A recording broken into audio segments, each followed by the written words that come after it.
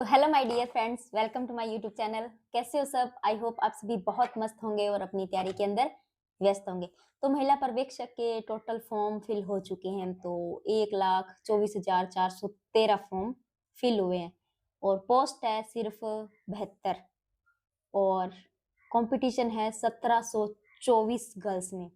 सुन के ही डर लग रहा होगा ना, मगर यह समय डर का नहीं है। ये समय है सही रणनीति का और स्मार्ट स्टडी का। तभी आप इसके अंदर सिलेक्शन सुनिश्चित कर पाओगे। और एग्जाम है आपका 18 जून को। तो अब से भी आप वीडियो देख रहे हो, इस टाइम से भी दिन काउंट करो, आज से भी। तो आपके पास 4 महीने हैं।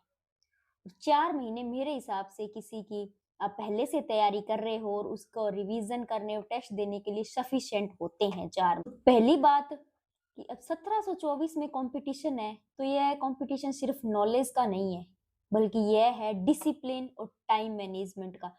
जो गर्ल्स सही दिशा के अंदर इसमें तैयारी करेंगी, वही सिलेक्शन लेकर जाएंगी। इसमें बिना किसी ज्ञान के या बिना किसी सही दिशा के जो तैयारी कर रहे हैं, वो आप अंतिम चरण में इसमें नहीं पहुंच पाओगे।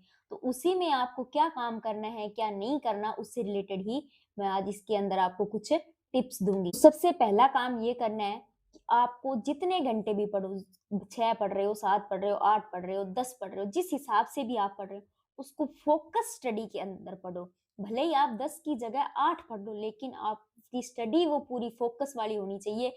और आपके टेबल पर एक तो सिलेबस और प्रीवियस ईयर क्वेश्चन पेपर आपकी टेबल पर होना चाहिए। ये हो गया पहला काम। अब बात करते हैं दूसरा काम आपको क्या करना है। दूसरा काम ये है कि आपके पास जो अब टाइम काफी पड़ा है, 4 महीने हैं, अभी भी आप करो। तो आपको अभी शॉर्ट में नहीं पढ़ जाना है, अभी नहीं कि मैं सिर्फ शॉर्ट शॉर्ट पढ़ूं। आप 1 महीना और पूरा लॉन्ग या डीपली पढ़ सकती हैं।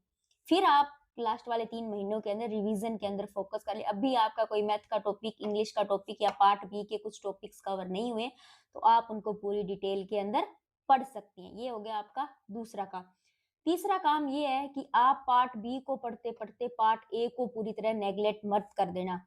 इसके अंदर इतनी कम पोस्ट होने पर इसका कारण ये है कि आपके दोनों जब पार्ट्स मजबूत होंगे, तभी आप इसके अंदर फाइनल की रेस के अंदर जा पाएँगे। और चौथा काम इसके अंदर ये है आपके कि आप जिस भी बुक से पढ़ रही हैं या कुछ भी चीज़ से पढ़ रही हैं, तो उसपे अपने आप की स्तर पे थोड़ा ऐड ऑन कीजिए। जैसे कि पोर्शन है, तो उसके अंदर थोड़ी चीज़ें दे रखी है, विटामिन्स या कुछ आपको लग रहा है कि थोड़ा मैटर कम है, तो आप चैट जीपीटी से जो मर्ज़ी पूछ लीजिए।